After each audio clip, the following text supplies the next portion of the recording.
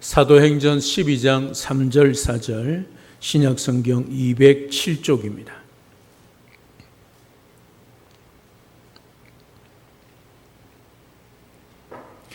오늘 하나님께서 우리에게 주시는 말씀입니다. 봉독해 드리겠습니다. 유대인들이 이 일을 기뻐하는 것을 보고 베드로도 잡으려 할새 때는 무교절 기간이라 잡음에 옥에 가두어 군인 내식인 내패에게 맡겨 지키고 6월절 후에 백성 앞에 끌어내고자 하더라. 아멘.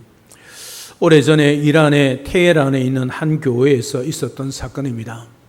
한 담임 목사님이 부임을 했는데 암살을 당했습니다. 이슬람 극단주의자들이 테헤란 지역에 교회가 세워지는 것을 막기 위해 죽음으로 위협을 한 것입니다. 그때 교회는 어떻게 했느냐면 새로운 담임 목사님을 청빙하고 또 새로운 담임 목사님이 부임하게 되었습니다. 그러자 또 그 극단주의 이슬람 사람들은 그 목사님도 잔인하게 살해해 버렸습니다. 이제 2명의 담임 목사님이 순교를 당했습니다. 교회가 어떻게 해야 되겠습니까? 멈추어야 하지 않겠습니까? 그럼에도 불구하고 또 다른 담임 목사님이 그 교회에 들어오셨습니다. 또다시 그들은 잔인하게 그 목사님도 죽여버렸습니다. 이렇게 계속 부임을 하면 부임하는 족족 담임 목사님을 죽이는 그런 일들이 반복이 되었습니다. 무려 2년 동안 6명의 담임 목사님이 순교를 당했습니다. 2년 동안 그들은 오기만 하면 죽여버렸습니다. 그럼에도 불구하고 교회는 죽인다고 해서 멈추지 않았습니다. 또 들어가면 죽는다는 사실을 알매도 불구하고 또 그 교회에 기꺼이 담임 목사로 청빙받아 들어가곤 했습니다. 이런 일이 있은 후에 어떤 일이 그 교회에서 일어났느냐 하면 그 교회는 테헤란 지역에서 유명한 교회가 되었습니다. 소문이 났지요. 이란 전 지역의 가장 유명한 교회가 되었습니다. 도대체 무엇인가 그 교회에 무엇이 있기에 저렇게 목숨을 걸고 들어가는가 궁금해서 모인 사람들이 이슬람 지역에서 무려 400명의 알찬 신자들이 모이는 교회가 되었습니다. 여러분, 이슬람 지역에서 한 사람을 전도하기가 얼마나 힘들고 어려운가를 아시지요? 그 한 사람이 전도되어서 교회를 간다는 것은 모든 것을 다 포기하고 심지어 가족들이 그 이슬람을 배반하고 기독교를 선택한 그 사람을 죽일 수 있는, 그래서 죽여도 살인이 되지 않는 그런 상황 가운데 400명이 모이는 교회로 성장하게 되었다는 사실이 있죠. 무엇 때문에 이런 놀라운 일이 일어났을까요? 바로 죽음을 두려워하지 않는 믿음의 사람들을 통하여 하나님이 이런 역사를 일으켜 가고 있었다는 것이지요. 죽음이 두려워서 들어가지 않았다면 교회는 생기지 않았을 겁니다. 죽음을 두려워하지 않고 내가 순교의 피가 되어 그 자리에 피를 뿌린다 할지라도 주님의 교회는 세워질 수밖에 없다는 것을 믿는 믿음의 사람들, 또 그것을 믿었기에 담임 목사를 청빙하고 또 그것을 믿었기에 청빙받은 담임 목사님들이 들어가면 죽는 줄 알면서도 들어가서 교회를 세우고 지킨 결과란 사실이죠. 이것을 통해 교회는 죽음의 위협이 통하지 않는다는 사실을 분명히 보여주고 있습니다. 교회는 죽지 않으려고 발부둥 치는 곳이 아니라 죽음을 이기고 죽음을 정복하는 곳이 바로 교회란 것을 보여준 것이죠. 오늘 우리가 이런 신앙을 회복할 수 있기를 축복합니다. 죽음의 권세 앞에 벌벌 떨며 죽지 않기 위해 발부둥 치는 수준이 아니라 죽음의 위기 앞에서도 당당하게 믿음의 길을 걸어갈 수 있는 믿음의 사람, 그 신앙 우리 모두가 회복할 수 있는 그런 우리 모두가 될 수 있기를 주님의 이름으로 축복합니다. 죽음의 권세 앞에 굴복하는 신앙이 아니라 죽음의 권세를 능히 이기고도 남는 우리 주 예수 그리스도를 믿는 그 신앙을 회복하여 우리도 믿음으로 승리하는 그런 영동중앙교회 모든 성도님들이 다 될 수 있기를 우리 주님의 이름으로 축복합니다. 오늘 이 사실을 보여주는 것이 오늘 본문의 말씀입니다. 헤롯이 칼을 들었습니다. 사도 야고보 죽였습니다. 그리고 유대인들이 사도 야고보가 죽는 것을 보고 너무 기뻐합니다. 그래서 헤롯이 또 한 사람 사도 베드로를 잡아 죽이려고 잡습니다. 야고보처럼 즉결 처형을 해야 되는데 무교절 6월절이었습니다. 그래서 오늘 본문에 보면 사도 베드로를 옥에 가두는 것을 보게 되어집니다. 그러나 교회는 이런 위기 가운데 절명의 위기 가운데 더욱 간절하게 기도했습니다. 그리고 기도를 통해 하나님의 놀라운 능력을 새롭게 경험하게 되지요. 여러분 사도행전 12장 마지막 부분에 보면 박해에 앞장섰던 핍박했던 헤롯은 승승장구하며 모든 교회를 다 무너뜨리고 모든 사도들과 성도들을 다 죽일 것 같은 그 헤롯이 갑작스런 심판으로 죽게 되는 것을 보게 되어집니다. 그리고 헤롯의 죽음 이후에 교회는 더욱 부흥 성장하고 있는 것을 보게 되는 것이지요. 오늘 3절 4절 말씀을 살펴보면서 우리가 이 땅에 살아가면서 죽음과 고난을 두려워하지 않는 삶이 어떤 삶인가를 함께 살펴보겠습니다. 먼저 베드로를 잡은 헤롯입니다. 3절에 보면 이렇게 기록합니다. 유대인들이 이 일을 기뻐하는 것을 보고, 이 일은 사도 야고보를 죽인 것입니다. 그것을 보고 베드로도 잡으려 할새 때는 무교절 기간이라 6월절 기간입니다. 무교절은 일주일 동안 진행이 되어지고 마지막 7일 때 6월절 행사를 하지요. 그래서 베드로를 감옥에 가둘 수밖에 없었습니다. 유대인들이 이 일을 기뻐하는 것을 보고, 이 말은 헤롯이 야고보를 칼로 죽였을 때 유대인들이 기뻐했다는 것입니다. 그런데 이 기뻐했다는 이 단어가, 유대인들이 쓰고 있는 이 단어가 어떤 뜻이냐면 그냥 단순하게 즐거워하는 정도가 아닙니다. 성경에서 주로 하나님께 큰 기쁨을 올려드릴 때 그때 표현한 단어가 바로 이 기뻐하다는 단어입니다. 무슨 뜻이겠습니까? 유대인들은 지금 이 일이 사도 야고보를 죽이고 베드로를 죽이는 이 일이 하나님이 기뻐하시는 일이라 생각했다는 말입니다. 헤롯을 통해 야고보 사도를 죽이는 것을 하나님께 기쁨이 되고 영광이 되는 것으로 해석했다는 거지요. 드디어 하나님께서 우리의 기도에 응답하고 우리 편이 되어서 저 잔악무도한 신흥 이단 기독교를 이제 완전히 무너뜨릴 수 있게 했다. 그래서 하나님 앞에 영광 올려드릴 만큼 기뻐하고 있는 유대인들의 모습인 거지요. 헤롯이 그것을 본 겁니다. 유대인들이 마치 자기들이 하나님께 영광을 올려드릴 때 기뻐하는 것처럼 기뻐하는 것을 헤롯이 본 것이지요. 그래서 야고보 사도를 죽이는 것에 멈추지 않습니다. 베드로를 죽이는 거죠. 베드로가 누굽니까? 바로 초대교회 목사 아닙니까? 그 베드로를 죽이면 이제 예루살렘 교회를 무너뜨릴 수 있겠다. 그리고 이 유대인들을 완전히 내 편으로 만들어서 이 유대 땅을 내 마음대로 통치할 수 있겠다. 헤롯이 그 생각을 했다는 것이지요. 그래서 그는 더욱 이런 모습을 보여주기 위해 베드로를 잡아 옥에 가두어 버렸습니다. 만약 유대인들이 이처럼 만족스러운 태도를 보이지 않았다면 헤롯이 베드로를 잡으려고 하지 않았을 겁니다. 헤롯이 이렇게 베드로를 잡은 것은 기준에 다른 것에 기준이 다른 것에 있었기 때문입니다. 왜 베드로를 잡았느냐?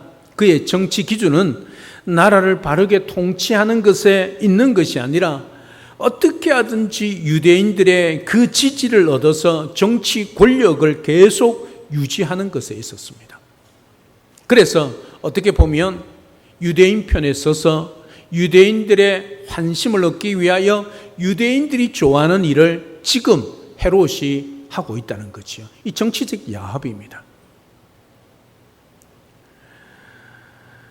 유대인 역사가였던 요세푸스에 의하면 헤롯 아그리파 1세는, 오늘 본문의 헤롯은 인간적으로 비교적 선량한 왕이었다, 그렇게 기록하고 있습니다.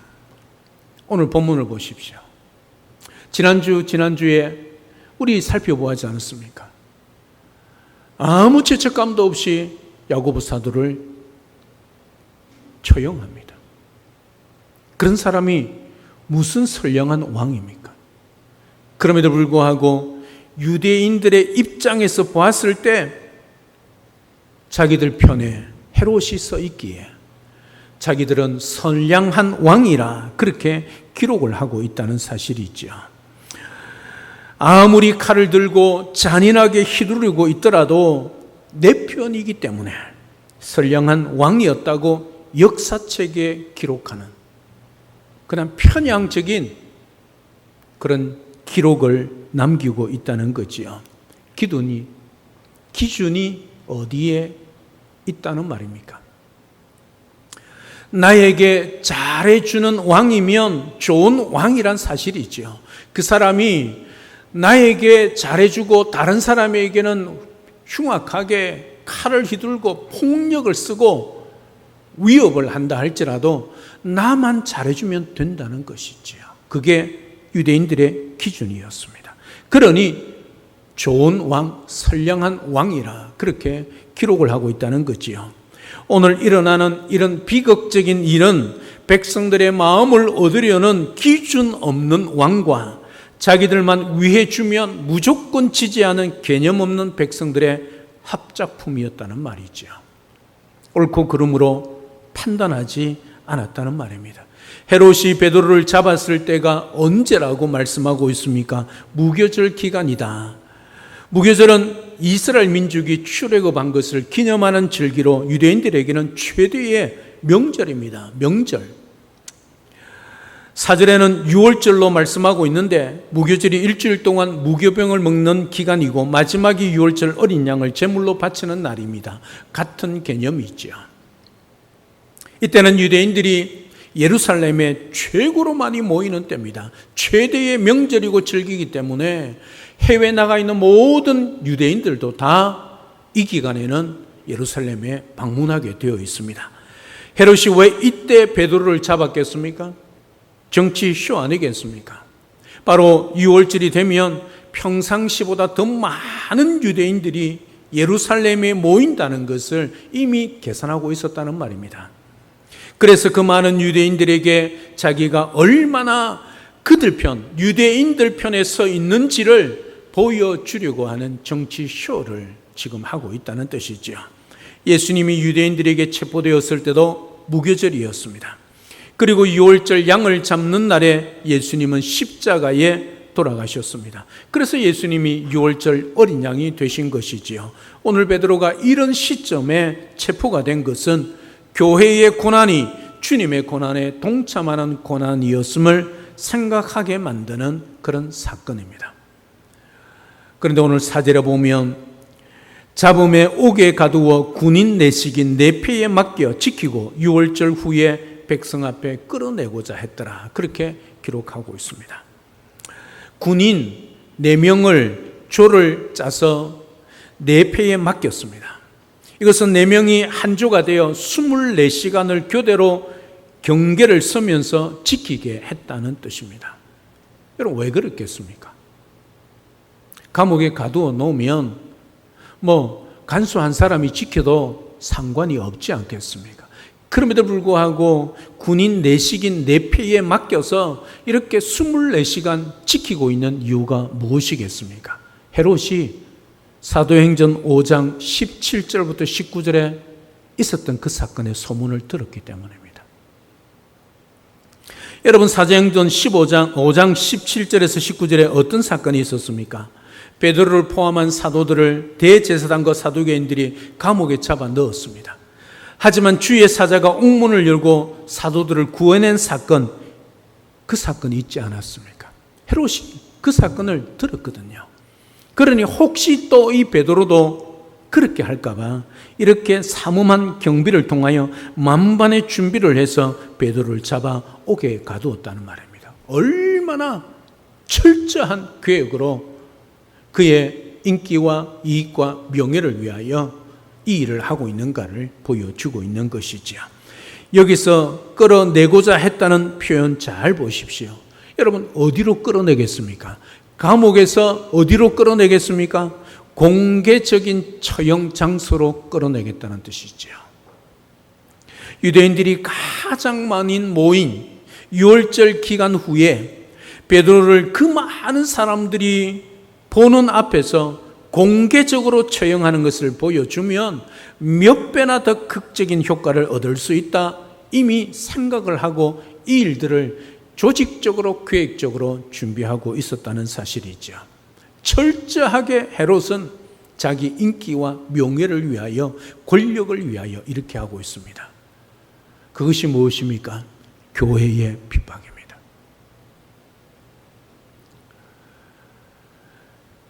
사도들을 잡아 죽이는, 만약에 이 베드로도 죽었으면 계속해서 사도들뿐만 아니라 예루살렘 교회 성도들까지 잡아 죽이려고 했을 겁니다. 최대의 교회의 위기를 맞이하는 그런 사건이 오늘 벌어지고 있는 것을 보게 됩니다. 헤롯은 이번에 베드로만 죽일 수 있다면 그런 이스라엘에서 유대인들의 확실한 지지 기반을 얻을 수 있다고 확신했던 것이지요. 그만큼 베드로는 예루살렘 교회에서 비중이 있는 지도자였기 때문입니다. 이번에 이 일만 잘 해결하면 헤롯은 이제부터 확실하게 이스라엘의 왕이 될 수 있다고 생각하고 조직적으로 철저하게 준비하여 이 일을 이루어 가고 있는 것이죠. 하지만 헤롯이 몰랐던 사실이 있습니다. 자기가 지금 이스라엘을 통치하는 왕이지만 자기보다 높고 위대하신 왕이, 진정한 왕이 계시다는 것을 알지 못했습니다. 자기가 가진 권력으로 교회를 핍박하면 자기가 분명히 이긴다고 착각했습니다. 왜요? 절대 권력을 가지고 있기 때문입니다. 그러나 그게 아니었습니다. 자기가 가진 권력은 주님이 가진 권세에 비교하면 아무것도 아니었다는 사실을 그는 깨닫지 못했습니다. 또한 그는 교회를 약하고 만만하게 보았습니다. 내 권력으로 얼마든지 교회를 없앨 수 있다, 그렇게 생각을 했습니다. 자기가 칼을 들어서 교회를 치면 교회는 꼼짝할 수 없다고 생각했습니다. 그러나 그것도 아니었습니다. 교회는 기도할 수 있는 곳이라는 것을 몰랐습니다. 교회는 하나님께 기도하고 하나님의 능력으로 세상을 이길 수 있는 곳이란 사실을 까마득하게도 헤롯은 몰랐던 사실입니다. 그래서 헤롯은 어떻게 되었을까요? 베드로를 감옥에 가두었습니다. 이제 베드로를 죽이면 되는 것 아니겠습니까? 죽이고 유대인들이 지도를 받아 예루살렘 교회를 완전히 초토화하면 되지 않겠습니까? 그런데 다음 주에 살펴보겠지만 그 감옥에 있던 베드로가 4명씩 내 표에 맡겨서 그렇게 철동같이 지켰던 그 베드로가 어떻게 됩니까? 감옥에서 나옵니다. 헤롯의 계획은 철저하게 실패하고 있는 것을 보게 됩니다. 교회가 기도하고 하나님이 역사하시니 인간은 아무것도 아닌 절대 권력을 가졌다고 생각했던 헤롯도 이길 수 없다는 것을 증명했던 것이지요. 그는 결국 이 일에 실패하고 보기 좋게 유대인들에게 망신을 당하고 말았습니다. 게다가 사도행전 12장 23절 말미에 보면 마지막에는 하나님의 저주를 받아 비참하게 죽는 것을 볼 수 있습니다. 절대 권력을 가지고 그 권력을 휘두르며 교회를 핍박했던 사람, 그 사람은 승승장구하고 교회는 망할 것 같은데 오히려 그 정반대였다는 사실이죠. 어떻게 이런 일이 일어나고 있습니까? 손에 칼을 들고 교회를 핍박하고 있습니다. 손에 칼을 들고 성도를 죽이고 있습니다. 교회를 위협하고 교회를 핍박합니다. 이제 교회는 위기 가운데 문을 닫고 멸망할 것 같고 망할 것 같은데 오히려 그 권세를 부렸던 사람이 죽고 교회는 더 부흥하고 있는 것을 보게 되어집니다. 어떻게 이런 역사가 일어나고 있습니까? 눈에 보이지 않는 하나님께서 교회 배후에, 성도들의 기도 배후에 역사하고 일하고 계셨기 때문이죠. 그 전능하신 하나님이 교회를 눈동자 것처럼 지키시고 인도하시고 보호하여 주셨기 때문이 교회는 든든히 서갈 수 있었다는 말이죠. 여러분, 교회의 역사를 보고 세계 역사를 놓고 봤을 때에 수많은 사람들이 권력을 가지고 교회를 핍박했습니다. 심지어 로마의 네로 황제는 그 로마의 방화를 불을 질러 놓고 그 모든 책임을 기독교인에게 지우지 않았습니까? 그래서 공개적으로 그들을 어떻게 해요? 희롱하고 죽이지 않습니까? 경기운동장에 모아놓고 사자밥이 되게 하고 그 칼로 찔러 죽이는, 가죽을 벗겨 죽이는, 그래 잔인하여 차마 눈뜨고 볼 수 없는 그 광기적인 것을 국민들이, 백성들이 보고 기뻐하고 즐거워하고 있는 그 상황 가운데 이제 교회는 완전히 무너지는 것 같아도 교회가 무너졌습니까? 오히려 콘스탄틴 황제 때 와서 로마의 기독교가 국교가 되지 않습니까? 여러분, 교회 주인은 우리가 아니고 하나님이시기 때문입니다. 교회는 하나님이 지키시고 하나님이 역사하시고 하나님이 일하시기 때문이지요. 하나님이 두 눈 들고 눈동자처럼 지키시고 인도하시고 보호하시기 때문입니다. 그래서 우리가 핍박이 있고 위기가 닥치고 고난이 오고 세상의 절대 권력이 우리를 향하여 칼을 빼든다 할지라도 우리는 그들 앞에 무릎 꿇는 것이 아니라 우리 하나님 앞에 무릎 꿇어야 하는 것이지요. 세상에 무릎 꿇으면 비참하게 우리가 그런 존재가 될 수밖에 없지만 하나님 앞에 우리의 무릎을 꿇으면 전능하신 하나님께서 일하시고 역사하시는 것이죠. 그래서 교회는 반드시 이기고 승리하게 되어 있다는 사실이죠. 혹독한 정치 권력에 의한 핍박 속에서도 교회는 승리하였습니다. 계속 성장하고 있음을 보여주고 있습니다. 오늘 우리가 보아야 할 것이 바로 이것입니다. 정치 권력이 때로는 국가가 교회를 향한 핍박과 위협에도 고난을 두려워하지 않고 고난의 길을 기꺼이 걸어갈 때 우리는 죽을 수도 있고 옥에 들어갈 수도 있습니다. 하지만 하나님의 나라는, 교회는 더욱 강력하게 이 땅에 세워진다는 사실이지요. 왜냐하면 지금도 일하시고 역사하시는 전능하신 하나님이 살아 계시기 때문이고 우리의 하나님이시고 교회의 주인이시기 때문입니다. 오늘 말씀을 통해 교회는 이 세상에서 고난과 핍박을 받을 때 그것 때문에 교회가 무너지지 않는다는 사실을 보여주고 있습니다.